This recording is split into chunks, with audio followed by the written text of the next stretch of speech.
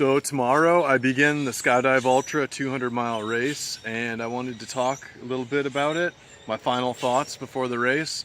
First off, I'm wearing the clothing that I'll be wearing during the race, and I wanted to check it out, make sure it's going to work for me tomorrow, and give you a little preview.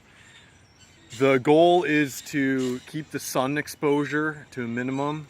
You can see I'm wearing the hat with the flaps to keep the sun off my face. I'm wearing white arm sleeves, white shirt to keep sun exposure minimal.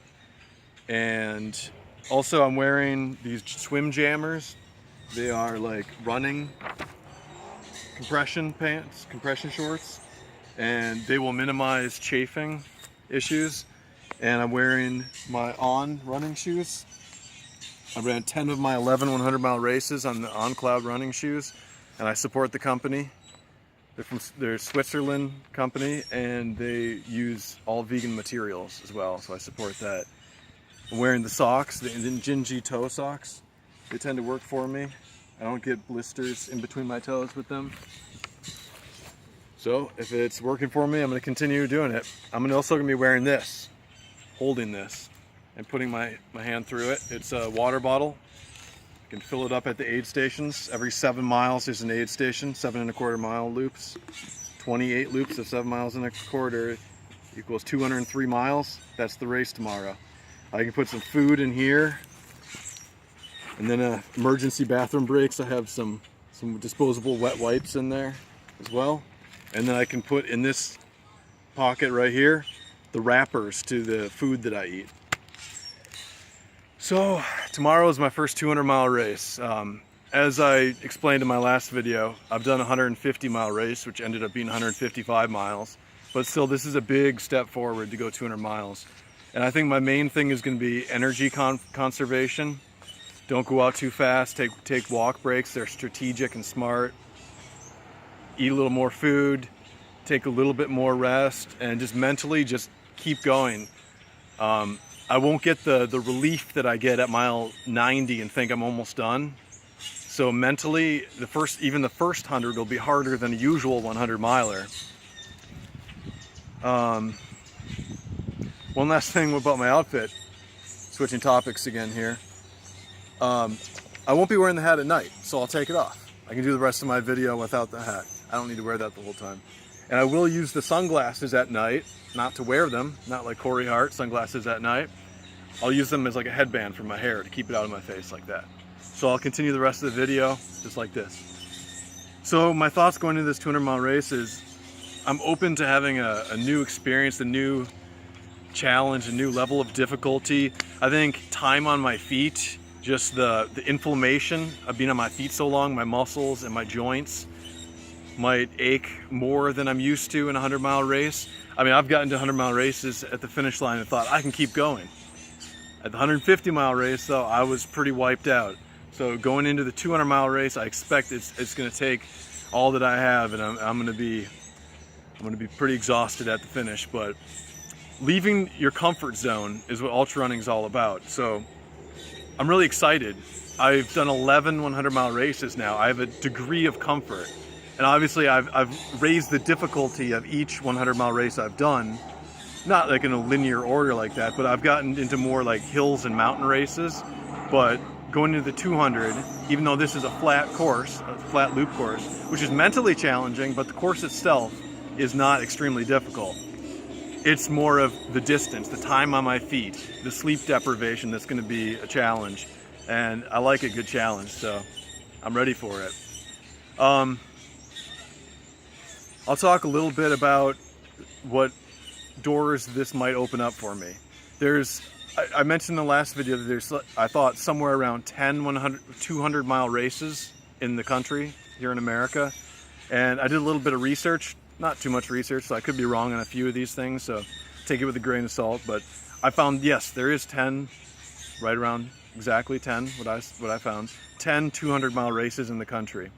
And maybe if this Skydive Ultra 200-mile race goes well, maybe it'll open up doors where I can do some of these other 200-mile races. It's kind of an experiment at this point to see how it goes. See how I handle sleep deprivation and time on my feet.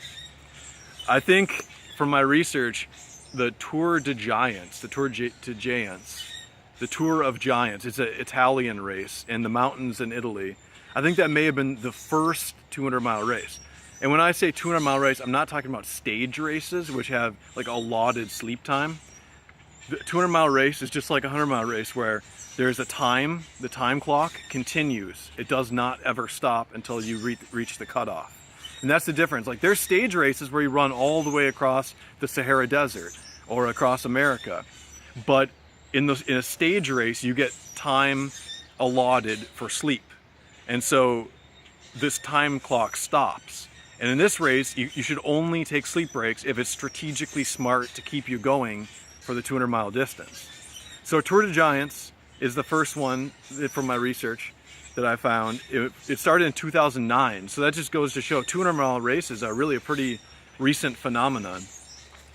And Tour de Giants in the mountains in Italy, it's a decent amount of elevation change. There's around 40,000 feet of mountain climbing, of vertical gain. There's 25 mountain passes, over 6,500 feet. So it's definitely a mountain race. And then Candace Burt's races started with the Tahoe 200. And there's about 250 runners in that now. It's 205 miles and you circumnavigate Lake Tahoe. It's just a beautiful alpine lake on the border of Nevada and California. And I think if I'm looking at these other 200-mile races, that might be near the top of my list to possibly go out and do that someday. But first, I got to tackle the Skydive Ultra 200 and see how that goes. So there's Tour de Giants, there's Tahoe 200, there's the Moab 240. It's a little longer than 200 miles, but they still kind of classify it as a 200. For instance, like in the Triple Crown of 200s, the Moab 240 counts as one of the 200-mile races. And that's in Utah and Moab, near Arches National Park in the LaSalle Mountains. It absolutely looks beautiful. It's new this year, but it sounds like it was a success, and she's going to continue the race. Candace, the race director, is going to continue it. She may be doing the Arizona 200 or 250, and that's on the Arizona Trail, and that again catches my eye as an appealing race to someday do. I love Arizona, all the different diverse climate and ecosystems, from desert up to the San Francisco peaks and the Grand Canyon. So the Arizona 250 or 200 is definitely an appealing race to possibly do someday. There's the Bigfoot 200. And that goes from around like Mount St. Helens in southern Washington and runs along like the Cascade Mountains. I think that one's like 210, 215 miles, somewhere around there.